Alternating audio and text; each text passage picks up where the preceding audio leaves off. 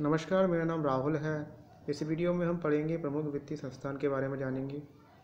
तो वित्तीय संस्थान क्या होती हैं, किन्हें कहते हैं? देखिए, ऐसी संस्था जो अपने ग्राहकों एवं सदस्यों को वित्तीय सेवाएं प्रदान करे उसे ही हम क्या कह देते हैं, वित्तीय संस्थान कहते हैं। तो ये कुछ प्रमुख हैं। तो पहली क्या कौन सी है? पहली है राष्ट्रीय कृषि और ग्रामीण विकास बैंक।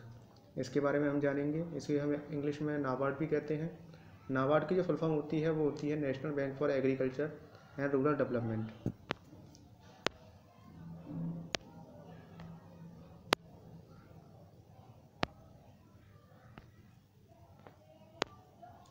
राष्ट्रीय कृषि और ग्रामीण विकास बैंक मुंबई महाराष्ट्र में स्थित भारत का एक शीर्ष बैंक है। इसे कृषि ऋण से जुड़े क्षेत्रों में योजना और परिचालन के नीतिगत मामलों में तथा भारत के ग्रामीण अंचल की अन्य आर्थिक गतिविधियों के लिए मान्यता प्रदान की गई है। शिवारमन समिति या फिर इसे कह देते हैं हम शिवारमन कमेटी की सिफारिशों के आधार पर राष्ट्रीय कृषि और ग्रामीण विकास बैंक अधिनियम 1981 को लागू करने के लिए संसद के एक अधिनियम के द्वारा 12 जुलाई 1982 को नाबार्ड की स्थापना की गई। ओके, अगला वाला जो है वो है सिडबी, भारतीय लघु उद्योग और विकास बैंक। इसके बारे में अध्ययन करते हैं अब हम।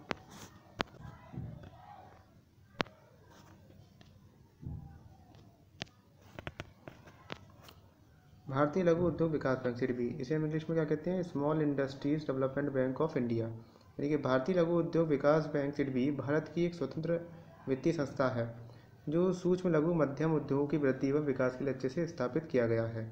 यह लघु उद्योग क्षेत्र के संवर्धन, वित्त पोषण तथा विकास तथा इसी तरह की गतिविधियों में लगी अन्य संस्थाओं में कार्यों में समन्वय के लिए प्रमुख विकास वित्तीय संस्था है। सिडबी की स्थापना 2 अप्रैल 1919 को हुई थी। इसकी स्थापना संबंधी अधिकार पत्र भारतीय लघु उद्योग विकास बैंक अधिनियम 1989 में सिडबी की परिकल्पना लघु उद्योग क्षेत्रों के उद्योगों के संवर्धन, वित्त पोषण, विकास और लघु उद्योग क्षेत्र के उद्योगों को संवर्धन व वित्त पोषण अथवा विकास में लगी संस्थाओं के कार्यों में समन्वय करने और इसके लिए प्रासंगिक मामलों के लिए प्रमुख वित्तीय संस्था के रूप में की गई है। अगला जो है हम पढ़ेंगे भारतीय प्रतिभूति और विनिमय बोर्ड। इसे हम इंग्लिश में कहते हैं security and exchange board of India. तो इसके बारे में जानते हैं।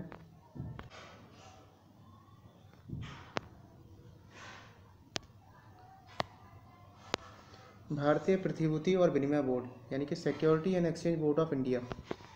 तो भारतीय प्रतिभूति और विनिमय बोर्ड सेबी भारत में प्रतिभूति और वित्त का नियामक बोर्ड है। इसकी स्थापना सेबी अधिनियम 1992 के तहत 12 अप्रैल 1992 में हुई थी।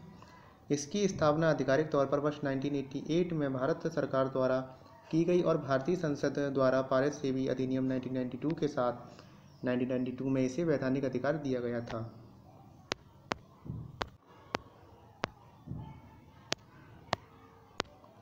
सेबी का मुख्यालय मुंबई में बांद्रा कुर्ला परिसर के व्यावसायिक जिले में है और क्रमशः नई दिल्ली, कोलकाता, चेन्नई, अहमदाबाद और उत्तरी, पूर्वी, दक्षिणी, पश्चिमी क्षेत्र में इसके क्षेत्रीय कार्यालय हैं।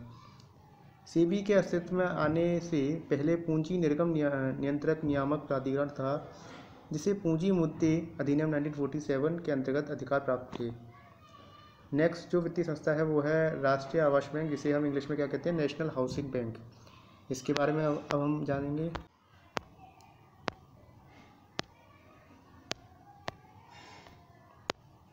राष्ट्रीय आवास बैंक, नेशनल हाउसिंग बैंक। राष्ट्रीय आवास बैंक भारत में आवासीय वित्त के लिए सर्वोच्च संस्था है। इसकी स्थापना 9 जुलाई 1988 को एक संसद के एक अधिनियम अर्थात राष्ट्रीय आवास बैंक अधिनियम 1987 के अधीन की गई थी, जिसका उद्देश्य आवास वित्त संस्थानों के उन्नयन के लिए एक प्रधान एजेंसी के रूप में कार्य करने एवं संस्थानों को वित्तीय अन्य सहायता प्रदान करना था। अधिनियम अन्य बातों के साथ साथ राष्ट्रीय आवास बैंक को निम्नलिखित के लिए प्राधिकृत करता है। कौन कौन सी बातें हैं जानते हैं। आवास वित्त संस्थानों की सुदृढ़ वित्तीय आधार पर वृद्धि सुनिश्चित करने के लिए उन्हें निर्देश जारी करना। दूसरा, अनुसूचित बैंकों, आवास वित्त संस्थानों अथवा केंद्रीय, राज्य एवं प्रांतीय अधिनियम के अंतर्गत किसी प्राधिकरण जो गंदी बस्ती पुनर्विकास में के कार्य में लगे हों को ऋण एवं अग्रिम योजना प्रदान करना। अगला जो है वो है आवास के उद्देश्य से संसाधन जुटाना एवं आवास हेतु ऋण प्रदान करने के लिए योजना तैयार करना। अगला जो है वो है एक्सपोर्ट इंपोर्ट बैंक, उसके बारे में हम जानेंगे। अगली जो वित्तीय संस्था है वो है भारतीय निर्यात आयात बैंक, यानी कि इसे इंग्लिश में कहते हैं export import bank of India. इसके बारे में जानेंगे। तो आयात निर्यात बैंक को सन 1982 में भारतीय आयात निर्यात बैंक अधिनियम 1981 के अंतर्गत भारत के निर्यात को बढ़ावा देने वाली विकास बैंक के रूप में स्थापित किया गया था। यह देश की प्रमुख निर्यात वित्त संस्था है। भारत सरकार ने संस्था की स्थापना मात्र भारत से निर्यात को बढ़ाने के उद्देश्य के लिए नहीं भारत सरकार ने संस्थान की स्थापना भारत से निर्यात को बढ़ाने के उद्देश्य के लिए नहीं की थी, परंतु भारत के विदेश व्यापार एवं निवेश द्वारा संपूर्ण आर्थिक विकास में गति लाने हेतु भी की थी। ओके।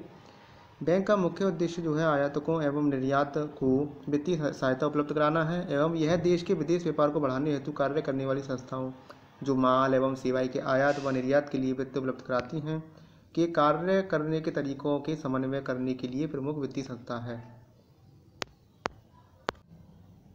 एक्सपोर्ट इंपोर्ट बैंक का जो प्रधान कार्यालय है वो मुंबई में है एवं इसके भारत एवं विदेशों में 17 कार्यालयों का एक समूह कार्यरत है। अगला जो है वो है भारतीय औद्योगिक विकास बैंक, यानी इसे इंग्लिश में क्या कहते हैं, industrial and development bank of India. इसके बारे में अध्ययन करेंगे।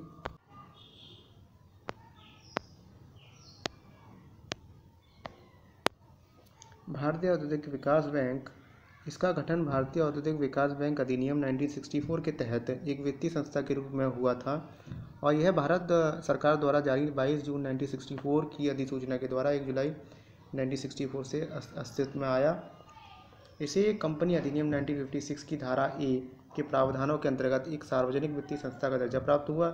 सन 2004 तक यानी कि 40 वर्षों तक इसने वित्तीय संस्था के रूप में कार्य किया और 2004 में इसका रूपांतरण एक बैंक के रूप में हो गया।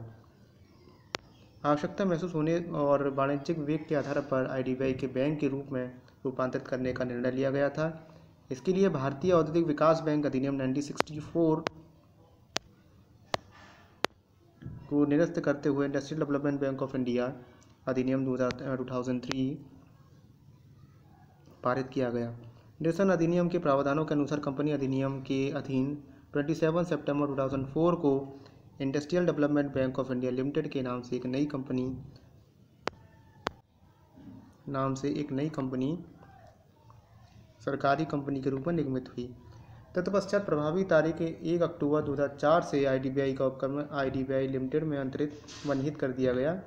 निरसन अधिनियम के प्रावधानों के अनुसार आईडीबीआई लिमिटेड वित्तीय संस्था की अपनी पूर्ववर्ती भूमिका के अतिरिक्त बैंक के रूप में कार्य कर रहा है।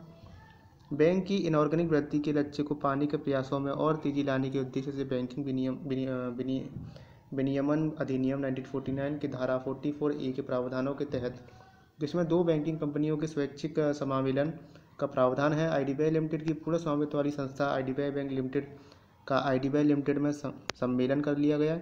यह विलय 2 अप्रैल 2005 से प्रभावी हो गया।